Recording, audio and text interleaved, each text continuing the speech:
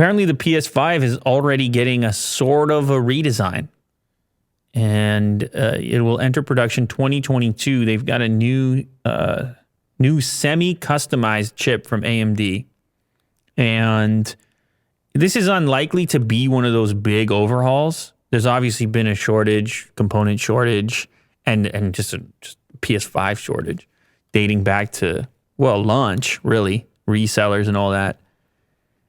And historically, as we're aware, they would be selling these things at a loss or break even. I think it's at a loss right now, early on, in order to get the software out there, get into people's living rooms, and then over time, figure out a way to make it for less. Yeah. Right? As you would see with the follow-up generations and they models. Make a lot of money for the accessories that they sell. Accessories in the meantime. Yeah.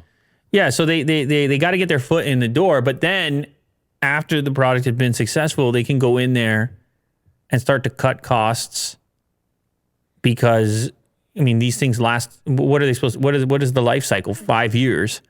And as we've seen with PS4, and they went and made a Pro version eventually, but they have the slim models, and they find ways to do it. So apparently they're already in the process of doing so, attempting to get around this chip shortage as well. Work with AMD directly, figure something out.